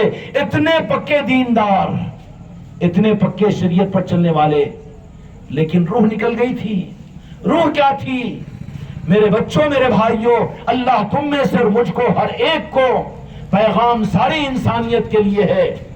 انسانیت کی روح مولا حسین علیہ السلام کی محبت ہے۔ مولا حسین صرف امت کے لیے نہیں ہے بلکہ ساری انسانیت کے لیے امن کا، محبت کا پیکر اور محبت کا پیغام مولا حسین کی ذات ہے، سارے انسانوں کے لیے۔ اور جن کو مولا حسین کی یاد اور ان کی نسبتیں ملتی ہے وہ دنیا میں بھی سرسبز و شاداب رہتے ہیں۔ اللہ تبارک و تعالیٰ ان کے چہروں پر تازگی دیتا ہے اور ان کے عقیدوں کے در میں رونقیں پیدا کرتا ہے، نورانیت ان کو عطا کرتا ہے۔ وہ روئے زمین کے اوپر اہل نور لوگ ہوتے ہیں، ان کے ذریعے سے نور اور حق دنیا میں پھیلتا ہے۔ یہ تو ماننا پڑے گا 7-8 سال پہلے یاد حسین کی محفلیں جلسے ہوتے تھے، آپ لوگ بھی شرکت کرتے تھے ہوں گے، تھے کہ نہیں تھے؟ لیکن اترتے اترتے اترتے مسجدوں سے ختم ہوئے، چوکوں پر سے ختم ہو گئے، اب آخر چوری پر سینہ زوری کہ یاد حسین کے جلسے رکھنا بدعت ہے۔ اچھے لوگ نہیں کہیں گے کسی پر اعتراض نہیں کرنا. ہر مسلمان کی قدر تمہارے ایمان کی پہچان ہے. تو جو نمازی ہو، جو علم والا ہو، جو مفتیان اکرام ہو، جو ائمہ اکرام ہو، ان کی بے عظمتی اور ان کی ناقدری تو یہ تو آپ کو کفر کے راستے پر ڈال دے گی. لیکن قصور تمہارا ہمارا بھی تو ہے. ان سے درخواست بھی تو کرے، کربلا کے واقعہ سنائیے مولانا، اور یہ تذکرے کیجئے. ہمارے گھر پر ہم نے یاد حسین کی محفل رکھی ہے، آ کر 1 گھنٹہ بیان کیجئے. کیوں نہیں کریں گے؟ وہ ضرور کریں گے. کون نہیں کرے گا؟ جو زیادہ ہی مرض آلودہ ہو جائے گا، جو مردہ ہے، جو جس کو روح ہی نہیں ہے، جو یزید کو اچھا سمجھنے والا ہوگا، وہ تو مردہ مسلمانی کہے گا کہ یہ نہیں ہو سکتا میرے سے. تم سے سب ہو سکتا ہے، دنیا کے تذکرے، ہر کام کو مسجد کے ممبر سے، لیکن تم یہ نہیں کہہ سکتے کہ امام حسین علیہ السلام کی شہادت کے واقعات کو یا پھر یاد حسین کی محفلوں کو یہ میں نہیں کر سکتا. کوئی بھی نہیں بولے گا یہ بات. لیکن مسئلہ کیا ہے کہ ہم نے خود تقاضا نہیں کیا نا. جب تم کو بھوک نہ ہو تو پھر کھانا کھلانے والے کیوں کھلائیں گے؟ پیاس کی شدت تم کو خود محسوس نہ ہو تو پانی کیوں پلائیں گے؟ اس لیے اپنے علاقے کے مسجدوں کے علماء سے، ائمہ اکرام سے درخواست کیجئے کہ ہم سننا چاہتے ہیں شہدائے کربلا کے واقعات کو، اس لیے کہ اس کے ذریعے سے ہمارے ایمان کی روح ہم کو نصیب ہوگی، اسلام میں جان پڑے گی، اور پھر وہ روح کو ہم حاصل کرنا چاہتے ہیں. اس لیے یاد حسین کی محفلیں ہم کر رہے ہیں. آپ آئیے، ضرور سنائیں گے آپ کو. شاید کہ 100 کے اندر میں 2-4 ایسے ہوں گے کہ جن کی روحی اگر مر چکی ہو، مولا حسین سے کون دشمنی کرے گا؟ ارے یہ تو علم والے ہوں گے، مسلمان ہوں گے، انہوں کہاں دشمنی کریں گے. لیکن حالات اور ماحول کی مجبوریاں ہوتی ہے جس کی وجہ سے وہ لوگ اپنے علم کی بنیاد پر صحیح اپنے آپ کو چلانے میں کچھ گنجائش نکال لیتے ہیں. ورنہ میں نے کہا کہ جامع مسجد میں مولانا واحد اللہ خان صاحب، اللہ مرحوم کی مغفرت فرمائے، درجات میں بلندی عطا کرے، مغرب عصر سے لے کر مغرب تک باضابطہ وہاں پر شہدائے کربلا کے تذکرے کیا کرتے تھے. پوری تاریخ محرم الحرام کی سنا کر. ایسے ہی تم لوگ دیکھ لو کہ تمہاری مسجدوں میں، تمہاری گلیوں کے درمیان ہوا کرتے تھے. جو چیز ایک اچھی تھی، ہو رہی تھی، اگر نہ ہوئی ہو درمیان میں تو شروع کرنا اچھی چیز ہے یا غلط چیز ہے؟ اس کو غلط کوئی نہیں کہہ سکتا. صحیح آدمی جو غلط کہہ رہا ہے وہ غلط فہمی کی بنیاد پر. اس لیے میرے بچوں، اب آپ چاہو کہ ایسی گلیوں میں جلسے ہو، اختیار ہو تو کریے یاد حسین. کیوں کہ اللہ تعالیٰ نے اس محرم کے مہینے کو اسی لیے حرمت والا اس امت کے لیے بنایا، اور قرآن پاک کے اندر میں بیان فرمایا کہ یہ محرم کا مہینہ امت کے لیے دین میں روح کے دینے کا اور روح کے لینے کا مہینہ ہے.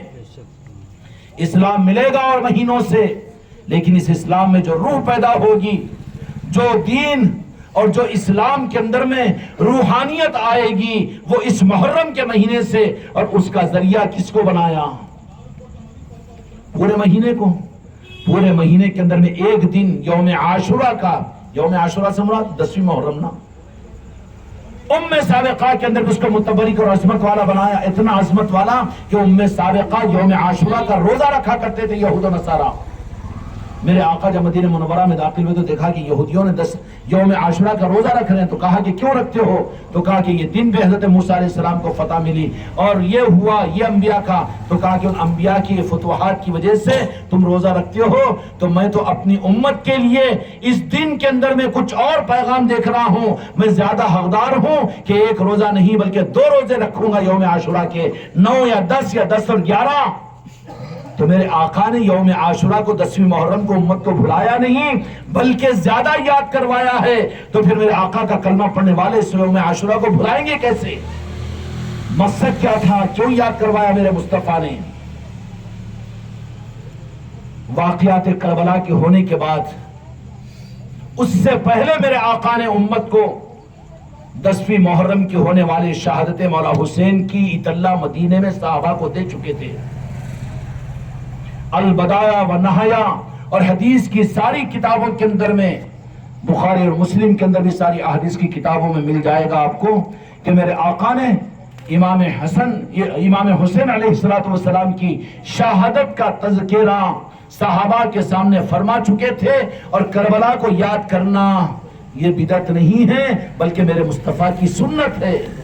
شہادت کے واقعے کے ہونے سے پہلے صحابہ کو شہادت کے واقعے کی اطلاع دی، اور اطلاع نہیں دی بلکہ حضرت ام سلمہ، آپ کا علم غیب تھا کہ اے ام سلمہ میرے سارے ازواج مطہرات اس دنیا سے چلے جائیں گے، لیکن شہادت کربلا کے وقت میں تمہاری لمبی عمر رہے گی اور تم رہو گے۔ اس وقت میں ایک شیشی دی اور اس قدر میں فرمایا کہ شیشی قدر میں یہ کربلا کے مقام کی مٹی ہے، اب تو یہ مٹی کا رنگ نظر آ رہا ہے، لیکن میری امت میدان کربلا کے اندر میرے نواسوں کو جب شہید کرے گی تو یہ مٹی کا رنگ سرخ ہو جائے گا، مٹی کا رنگ سرخ ہو جائے گا۔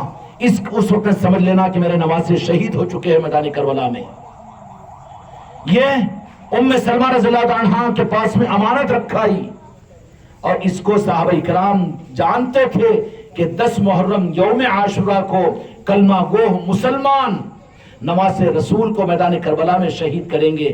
ایک صحابی ہے جن کو لمبی عمر ملی، غالباً حضرت عبداللہ ابن رواحہ یا کوئی اور صحابی ہے، وہ اپنی دعاؤں میں دعا کرتے تھے، یا اللہ مجھے 60 ہجری کے بعد مجھے زندہ نہ رکھ، اس لیے کہ اس کے بعد میں کربلا کہ کلمہ پڑھنے والے خود نواسے رسول کو شہید کریں گے، اس زمانے کو میں نہیں چاہتا کہ میں زندہ رہوں، مجھے موت دے دینا۔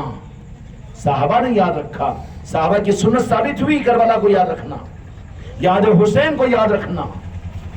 اور جس دن شہادت ہوئی مولا حسین علیہ السلام کی، حضرت عبداللہ ابن عباس رضی اللہ تعالیٰ عنہ مدینہ منورہ کے اندر میں ہیں، ظہر کی نماز کے بعد کا غالباً وقت ہے، آپ آرام فرما رہے ہیں، فوراً چوک کر اٹھے اور کہا کہ مجھے دو جہاں کے مالک میرے آقا محمد رسول اللہ صلی اللہ علیہ وسلم کی خواب میں بشارت ہوئی اور زیارت ہوئی، میں نے دیکھا کہ دو جہاں کے مالک میرے آقا ہے جانی کی کیفیت میں بہت دور کا سفر کرتے ہوئے، آپ کے زلف مبارک میں گرد و غبار ہے، چہرہ دھول سٹا ہوا ہے۔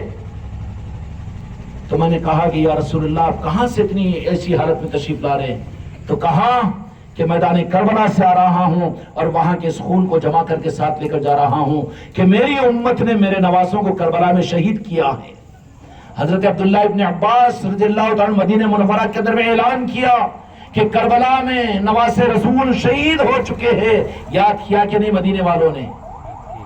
تو یاد حسین یہ دین کے روح کے دینے کا اور دین کے روح کے لینے کا ذریعہ ہے۔ اس لیے میرے بچوں یہ سنت اور یہ ایک روح کے لینے کا نظام مسدود ہو رہا ہے امت کے اندر میں سے، تمہارے میرے اندر سے۔ اب نیت و ارادہ کرو کہ ہر گھر کے اندر میں یاد حسین کی محفلیں کریں گے انشاءاللہ، اپنی مسجدوں کے اندر میں، اپنے گھروں کے اندر میں، اس لیے کہ مولا حسین علیہ السلام کی محبت یہ اصل روح ہے اور یہ ساری انسانیت کے لیے ہے، ساری انسانیت کے لیے ہے۔ مولا حسین علیہ السلام کی شہادت کو یاد کرو اور شہادت حسین کا تذکرہ کرو، تو پھر دل کو کس طرح سے سکون ملے گا اور کس طرح سے دل کو ایک سرور حاصل ہوگا، یہ محسوس ہوگا کہ مردہ جان کے اندر میں جان پڑ رہی ہے۔ امت کے لیے یاد حسین کی محفلیں ہم کمزوروں کے لیے گلوکوز کی طرح سے ہے، اس لیے ضرورت ہے، علاج ہوگا بعد میں، لیکن پہلے تو اپنی زندگی کے لیے ہمیں گلوکوز کی ضرورت ہے۔ سمجھ میں آ رہی بات؟ اس لیے خوش قسمتی ہے آپ حضرات یہاں پر محفل یاد حسین کو طے کیے ہوں۔ میرے بچوں، میرے بھائیوں، آپ حضرات بھی ہمت کے ساتھ محرم کے ختم ہونے سے پہلے ایک بات کا عزم و ارادہ اپنی زندگی میں کرو کہ اگلا محرم ہماری تمہاری زندگی میں آئے نہ آئے، لیکن ایک محفل اپنے گھر کے اندر میں ہم یاد حسین کی کریں، گھر کے باہر کریں جیسے یہاں ہو رہی ہے، یا کم از کم اپنے گھر کے دروازوں کو کھول کر 10-5 آدمیوں کو جمع کر کے لنگر حسین کروا کر دستر بچھاؤ یاد حسین کو۔ کیوں کہ قیامت تک اب امت میں حسینی اور یزیدی چلتے رہیں گے۔ قیامت کے میدان میں تمہاری یہ محفل کا اہتمام، یاد حسین کی محفل خدا کے سامنے حجت بنے گی کہ یا اللہ ہم نے فلاں دن میں اپنے محلے میں اور اپنے گھر کے اندر میں مولا حسین کی ہم نے یاد کی محفل منعقد کی تھی، ہم حسینی تھے، ہم یزیدی نہیں تھے۔ عملی ثبوت ہوگا خدا کے پاس میں۔ اس لیے ہر مسلمان کی ضرورت ہے کہ اپنے گھر کے اندر میں یاد حسین کی محفل کریں گے انشاءاللہ۔ بکرا کاٹو، 10,000 خرچ کرو، کوئی ضرورت نہیں ہے۔ شربت کا انتظام کر دو، چائے کا انتظام کر دو، یاد حسین کو امت کو عطا کرو، یہ سوکھا چشمہ کر دیا گیا ہے۔ پھر سے امت کو دین کی روح کے دینے کے لیے دین سے زیادہ ضروری روح دین یاد حسین اور پنجتن پاک اور اہل بیت کی محبتوں کا چشمہ، اور ان کو یہ چیز روح کی صورت میں دینا ضروری ہے۔ یہ امت کی بڑی ضرورت پوری ہو رہی ہے۔ یہ کافی نہیں ہے کہ چند لوگوں کا، بلکہ ہر مسلمان اپنے گھر میں یاد حسین کی محفلیں منعقد کرو۔ یہ کوئی شرک و بدعت کا نظام نہیں ہے، بلکہ دین کی روح کا نظام ہے۔ تمہارا شمار اگر یاد حسین کی محفلیں کریں گے، ہو سکتا ہے قیامت کے میدان میں مولا حسین یہ تمہارے لیے شفاعت کا علم اپنے ہاتھ میں لے لے کہ اس 15ویں صدی کے اس گمراہیت کے ماحول میں، یزیدیت کے اس ماحول کے اندر میں، یہ مجھ سے محبت کرنے والے اس بچے نے مسجد عائشہ کے بازو کے مکان میں میری محبت میں ایک مجلس قائم تھی، اس میں 8 آدمی آئے تھے، اس میں 15 آدمی آئے تھے۔ بنے گی نہیں بنی بنیاد؟ ہو سکتا ہے کہ اسی پر مولا حسین تمہاری شفاعت کر دیں۔ اگر تم نے اس کو نہیں کیا، بچا کر رکھا، تمہارے گھروں پر چلے اور چھٹیاں، برتھ ڈے اور پھر وہ اور یہ سب کچھ، رمضان اور بقرعید ہوئی، یہ تو یزیدیوں کے گھر پر بھی ہوتے ہیں، انہوں نے بھی کیا تھا، لیکن اپنی حسینی ہونے کی پہچان تو دینا ہم کو ضروری ہے۔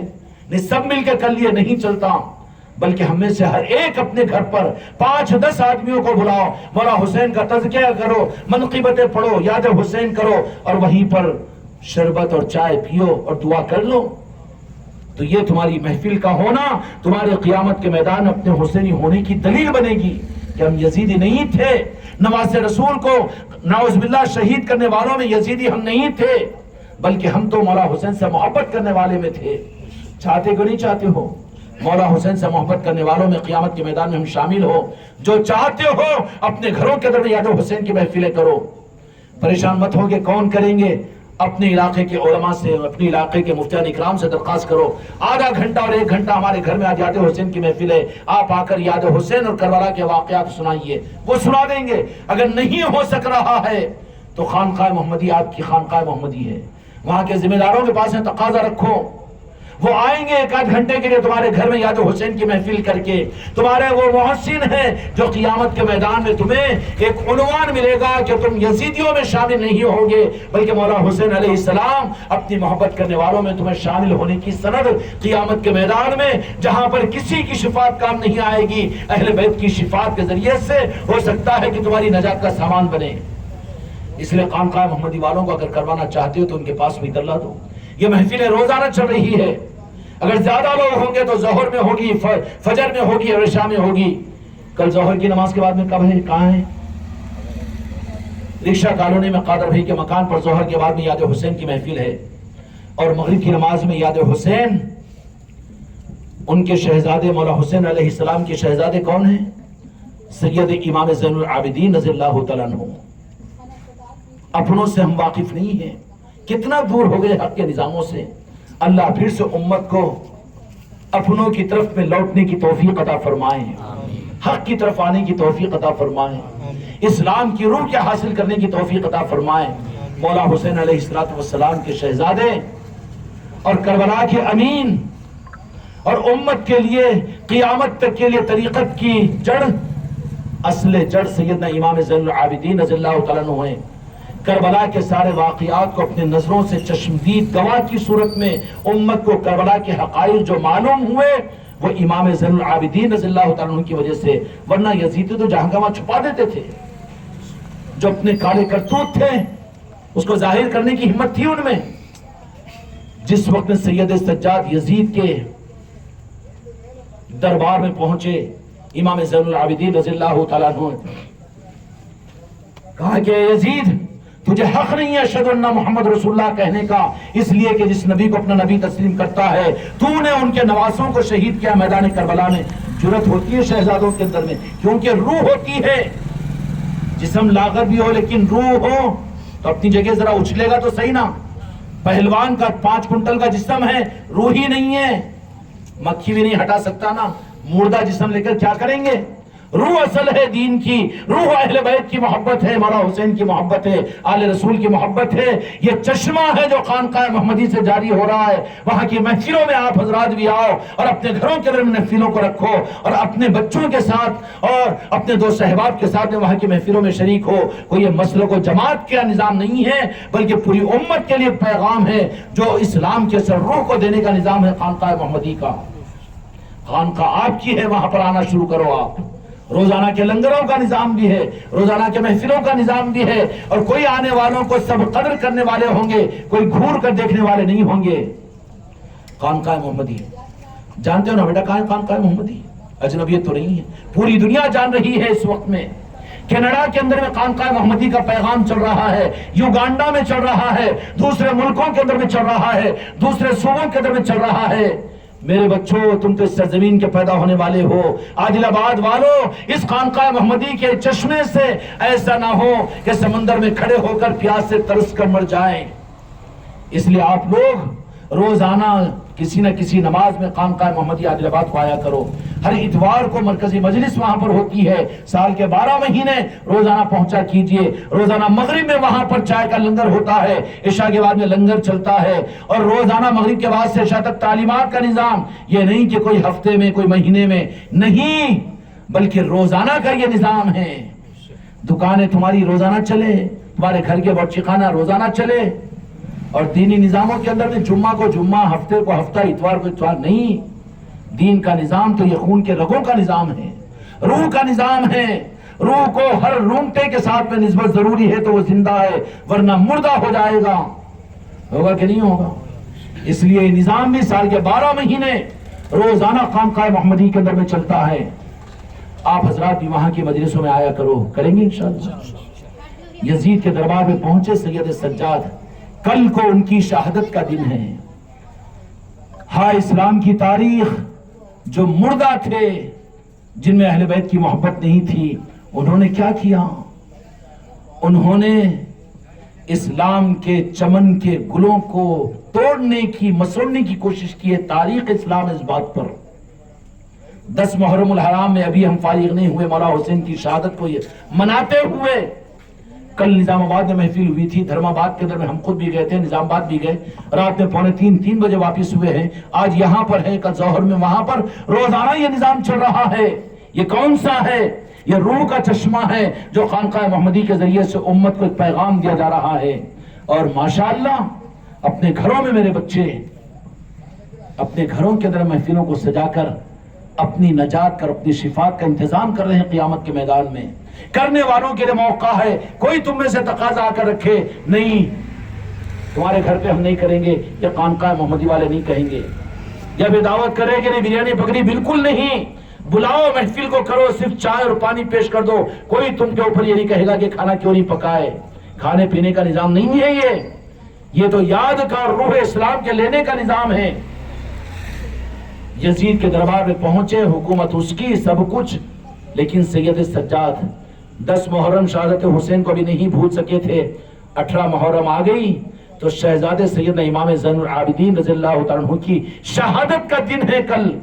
آپ کو بھی شہید کیا گیا ہے۔ شہادت کے تذکرے مسجدوں میں ہے، عام مسلمانوں میں نہیں ہے نا۔ شہادت حسین ہی بھول گئے ہوں تو امام زین العابدین کی شہادت کہاں واقف ہوں گے؟ اللہ پوری امت کو اپنے کرم سے یہ رخ عطا فرمائے۔ کل کا دن امام حسین علیہ السلام کے شہزادے، آپ کے شہزادے ہیں، ادب کا مقام ہے، ورنہ تمہاری میری زبان میں بیٹے ہے کہ نہیں؟ ادب کے خلاف ہوگا شہزادے۔ ان کو بھی 18 محرم کو شہید کیا گیا، ان کے شہزادے، ان کو بھی شہید کیا گیا۔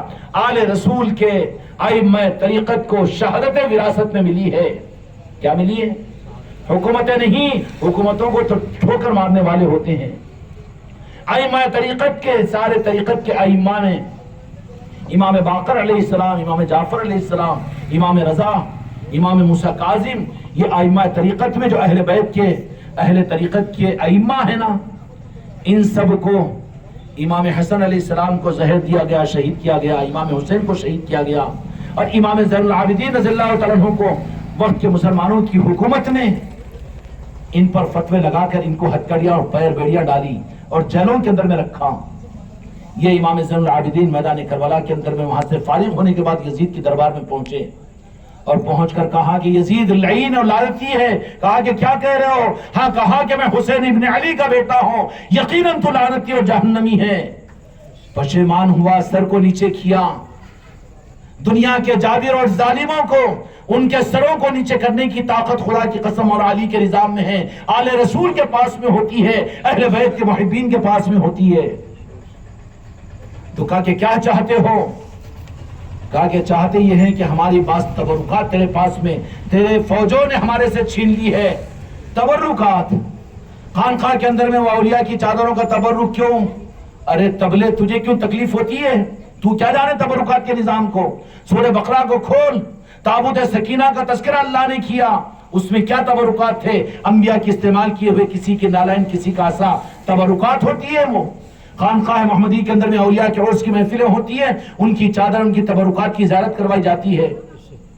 یہ تبرکات کا نظام ہے. کیا کہ ہماری تبرکات ہے وہ ہم کو واپس کیجئے. تو کیا ہے؟ کیا مانگتے ہو؟ درہم و دینار؟ کہا کہ ہم تو ٹھوکر مارنے والے ہیں. تخت و تاج؟ ارے اس کو بھی ٹھوکر مارتے ہیں، تیرے کو مبارک، پھر تم کو کیا ہونا؟ سید سجاد امام زین العابدین رضی اللہ تعالیٰ عنہ نے یوں فرمایا کہ ہماری دادی جان سید کائنات فاطمہ الزہرا سلام اللہ علیہ کا ایک گلوبند تھا جو اپنے ہاتھوں سے آپ نے بوندی تھی، وہ مولا حسین کو دیا گیا تھا، تیرے فوجیوں نے ہم سے چھین لیا، وہ ہم کو واپس کر. اور سید کائنات کی استعمال کی چیز تھی وہ بھی دیا تھا، اس کو بھی چھین لیا. وہ تبرکات ہے، ہمیں لعنت ہے تیری حکومت کے اوپر، تو رکھ لے، تجھے تیری حکومت مبارک. ہم کو تو تبرکات چاہیے. کون ہوتے متبرک لوگ؟ متبرک لوگوں کی پہچان یہ ہے کہ وہ تبرکات کو دیکھتے ہیں، تبرکات کو دیکھتے ہیں، قرآن کو جزن لگاتے ہیں تو آنکھوں سے چومتے ہیں، اولیاء کی عظمتوں میں، ان کی محبت کے اندر میں، ان کے سامنے سجدہ نہیں کرتے. کوئی سجدہ کیا کرے گا جی، کیونکہ ایک خدا ہے، دوسرا خدا ہو ہی نہیں سکتا، شرک کا کہاں احتمال. لیکن ان تبرکات کے سامنے ان کی چوکھٹوں پر ماتھے کو ٹیکتے ہیں، ان کو اپنا بڑا سمجھ کر عظمت کے ساتھ اظہار کرتے ہیں. یہ قدم بوسی ہے، یہ شرک اور سجدہ نہیں ہے. تم دھوکہ دے رہے ہو کہ پیر کے قدموں پر کوئی مرید پڑتا تو اس مرید کو پوچھو کہ خدا سمجھ رہا ہے؟ تجھے تو چھاپڑ مار دے گا. وہ خدا تو ایک ہے، کہا خدا کو گلی گلی میں لے کر آنا. پیر تو خدا کی پہچان کرانے والا، وہ پیر کیسا کہے گا کہ میں خدا ہوں؟ یہ تو دھوکہ دیا جا رہا ہے. قدم بوسی جائز ہے، سجدہ حرام ہے. سجدہ صرف ایک کا ہوگا، کسی غیر کا نہیں ہوگا. خدا کی قسم، وہ تو نبی کا بھی سجدہ نہیں ہو سکتا، امام الانبیاء کا بھی نہیں ہو سکتا. تو پھر کسی پیر کا سجدہ کہاں ہوگا؟ کیوں الزام لگا رہے ہو پیر کا سجدہ کرتے ہیں؟ سجدہ نہیں ہے، قدم بوسی ہے جو جائز ہے. بخاری شریف میں الادب المفرد ایک باب ہے، اس میں قدم بوسی پر دلائل کی حدیثیں موجود ہے، امام بخاری نے نقل کی ہے. قدم بوسی جائز، لیکن حیت وہ معلوم ہوتی ہے جھکنے کی. تو ہر جھکنا سجدہ؟ تو بندے تو کہاں کہاں نہیں جھکتا. 500 روپے کی نوٹ، 5 روپے کا بلہ گر گیا تو ذرا نہیں جھکے گا، لیکن 500 کی نوٹ تو بڑا پیر بھی ہے، کوئی نہیں دیکھے تو جھکے گا نا پورا. کتنا جھکے گا؟ 500 کی نوٹ پر بھی جھک رہا ہے تو یہ شرک نہیں ہے. ہر جھکنا شرک نہیں ہے. ہر جھکنے کو، قدم بوسی کو سجدہ مت کہے. یہ الزام ہے، خدا کے سامنے تجھے جواب دینا پڑے گا. کوئی اگر ذرہ برابر بھی ایمان ہے تو وہ اپنے آپ کو خدا کہلانے کے لیے تیار ہوگا؟ مر جائے گا وہ تو. اولیاء کا نام لیوا جو اپنے آپ کو کہتا ہو وہ خدا اپنے آپ کو سمجھائے گا؟ خدا کی قسم ہو نہیں سکتا. قدم بوسی ہے جو جائز ہے وہ صرف مریدین کے لیے ہوتی ہے، غیر مرید کے لیے نہیں ہوتی. اس کی اجازت بحالت جبر دیتا ہے وہ. اس قدم بوسی کو سجدہ کہہ کر مشرک مت بنا. یہ تو جہالت ہے، جہالت کا باپ ہے کہ تو جان کر بھی انجان اور جاہل ہو کر لوگوں کو دھوکہ دے رہا ہے. قدم بوسی یہ سجدہ نہیں ہو سکتا. سجدہ تو صرف ایک کا کیا جائے گا، کسی اور کا سجدہ، بلکہ میرے آقا دو جہاں کے مالک کا بھی سجدہ ہم سجدہ نہیں سمجھتے. لیکن تعظیم، صحابہ سے پوچھو، صحابہ تعظیم کے میدان میں اتنا آگے تھے کہ جو بھی صحابی میرے آقا کی بارگاہ میں حاضر ہوتا کیا کہتا؟ میرے ماں باپ آپ پر قربان. یہ قدم بوسی سے بڑا اظہار تھا صحابہ کا، جو بخاری اور مسلم کے اندر میں صحابہ کی روایت نقل ہے کہ کیا کہتے تھے کہ میرے ماں باپ آپ پر قربان. میرے ماں باپ آپ پر قربان، یہ صحابہ کی قدم بوسی تھی جو ہر صحابی میرے مصطفیٰ کی کیا کرتا تھا۔ قدم بوسی کو سجدہ مت کہے، امت کو دھوکہ مت دے، امت تجھ پر اعتماد کر رہی ہے، تیرے بیان پر، تیری پیری، تیری مریدی پر اور تیرے علم کے اوپر، تو امت کو تو گڑھے میں مت ڈال، مشرک مت بنا۔ میرے بھائیوں، سید سجاد امام زین العابدین رضی اللہ تعالیٰ نے یزید کو للکار لیا اور کیا کہا کہ وہ تبرکات مجھے دے دیں، پھر اور کیا چاہیے؟ کچھ نہیں چاہیے، ہم واپس جائیں گے مدینہ منورہ کو۔ اور پھر کہا اور کوئی بات، اب سلنڈر ہو گیا نا، یزید بھی بھیگی بلی بن گیا، شرمندہ ہو گیا، نیچے منڈی ڈال لیا۔ ارے اب نیچے منڈی ڈالنا تیرے سور کا ڈالنا کیا تھا؟ اس وقت میں کیا دیکھ رہا تھا تو کہا کہ تم اور کیا چاہتے ہو؟ تو سید سجاد امام زین العابدین رضی اللہ تعالیٰ عنہ نے فرمایا کہ میری اہل بیت کی عورتیں ہیں، ان کو میں حفاظت کے ساتھ مدینہ منورہ لے جاؤں گا، تیری کوئی مدد کی ضرورت، ہم مدد کریں، تیری مدد کی ضرورت نہیں ہے، تیری مدد تیرے پاس میں، اور کوئی چاہت ہے تو بولو۔ کہا کہ کل جمعہ کا دن ہے اور کل کی جمعہ کا خطبہ میں دوں گا حسین ابن علی، اس کے دربار میں، اس کی مسجد میں، کہہ رہا ہے کہ کل جمعہ کا خطبہ میں دوں گا۔ کانپنے لگا یزید، کہا کہ سب قبول ہے، سب قبول ہے، اور کچھ تو کچھ کر سکتا ہے تو جو اصل قاتل حسین ہے، میرے باجان کا قاتل ہے، اس کو میرے حوالے کر دے۔ کانپ گیا، اپنے کو بچایا۔ ارے ہم شرک نہیں بولتے نا جی، ہم برا نہیں بولتے نا، اپنے کو بچاتے ہیں نا۔ کانپ گیا دمشق کی جامع مسجد کے اندر میں، کہا کہ کون ہے قاتل حسین، کون ہے؟ ذرا بتاؤ، آپ ہی بولو۔ تو امام سید سجاد زین العابدین رضی اللہ تعالیٰ نے فرمایا کہ قاتل حسین اس کو ہمارے حوالے کر، تو اگر کر سکتا ہو تو لیکن کون ہے بولو نا، اپنی گھائی لوگوں پر لائی، کون ہے بولو۔ تو کہا کہ تو خود بتا کون ہے۔ تو اپنی بلا کو ڈالنے پر ابن سعد شمر کے جوشن کو بلا، اے تو تھا نا کربلا کے اندر میں، بتا امام حسین کا قاتل کون ہے؟ کہا کہ میں تو نہیں ہوں، دوسرا ہے۔ چکر میں آگے کہا کہ کون ہے؟ فلاں کو بلا، کون ہے قاتل حسین بتا۔ اپنے کو بچانے کے لیے دوسرے پر ڈال دیا کہ وہ فلاں ہیں، فلاں کو بلایا۔ اس میں ایک کی باری آئی جن کے آل حسین علیہ السلام کی محبت کا ذرہ دل میں تھا، میدان کربلا میں تھے، یزید کی فوجوں کے سارے نظارے کو دیکھا تھا۔ ان کی باری آئی تو کہا کہ جان کی امان بخش یزید، تو کون ہے قاتل حسین میں تجھے بتاؤں گا۔ انٹرسٹڈ ہے نا؟ نہیں سننے مل رہا نا بچے تم لوگوں کو؟ سنو، آج علی کے نام لیوا سے، حسین کے چاہنے والے ایک ادنا غلام سے کہا کہ میں بتاؤں گا لیکن ایک شرط ہے کہ تم میری جان بخش دے گا۔ اب بھپری بلی یزید کو لعنتی اور یزیدی اور جہنمی کو کچھ سدھرا نہیں، تو کہا کہ بتا دو، تو کہا کہ جان بخشی تجھے کرنی پڑے گی، اصل پتہ بتاتا ہوں کون ہے قاتل حسین۔ تو لیکن بتا دے، اپنی بلا کو ٹالنا چاہ رہا تھا انہیں، لیکن علی کے سپاہیوں سے جب سابقہ پڑتا ہے تو کسی سے ڈرتے نہیں ہیں، ان کی تو موت بلاتی ہے۔ کہا کہ میں دوں گا کہ گواہی کون ہے اصل قاتل حسین، بتاؤ پھر اصل قاتل، جان بخشی ہونی پڑے گی۔ کہا کہ بالکل جان بخش دوں گا، قبول لیا۔ قبولنے کے بعد نے کیا کہا کہ قاتل حسین اصل میں وہ ہے، کدھر ہے کہ چلے گئے؟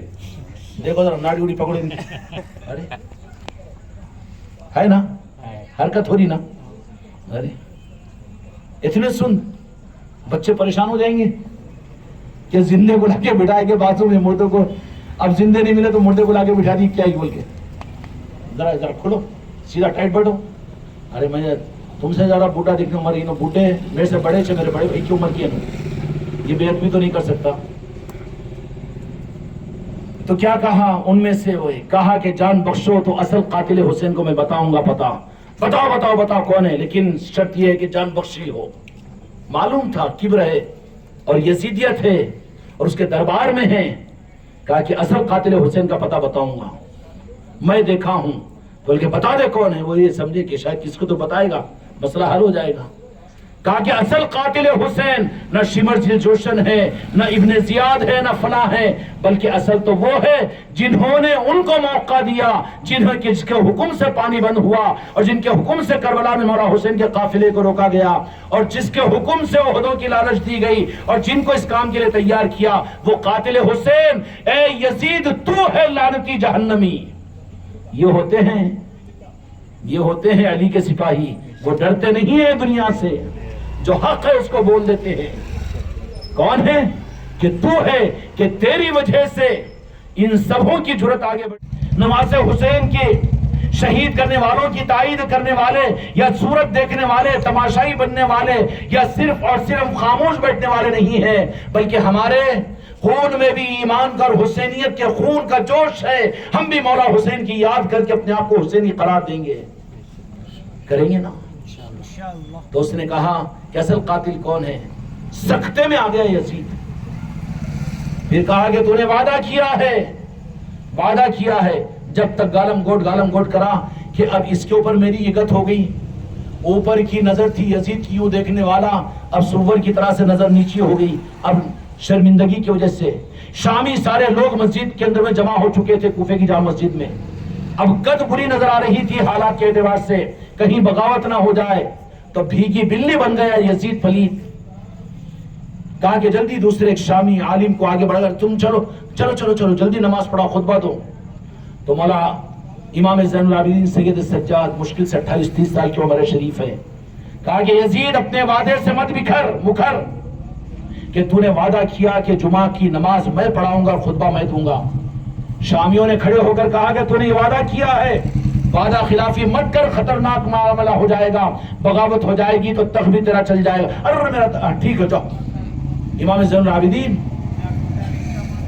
علی اوسط ابن حسین، جائیے ممبر خالی ہے، خطبہ دیجئے۔ جا کے خطبہ دیے، اور جب خطبے کے اندر میں سید السجاد نے جو عالمانہ اور فاضلانہ خطبہ دیا، ہائے ہائے، وہ خطبے کا ایک ایک لفظ قیامت تک کے لیے اہل بیت کی محبت کو پیدا کرنے کا چشمہ ہے۔ خدا مجھ کو اور تم کو توفیق عطا فرمائے۔ اپنے علماء اور اپنے ائمہ سے پوچھو کہ کیا خطبہ تھا امام زین العابدین کا۔ وہ 18 محرم الحرام تھی، اور تمہاری مسجدوں میں ہو کہ تمہارے مدرسوں میں، تمہاری خانقاہوں میں ہو، اسلام کے روح کے دینے کا نظام ہے۔ اللہ تعالی ہم سب کو روح اسلام کے حاصل کرنے کی توفیق عطا فرمائے۔ بحق لا الہ الا اللہ۔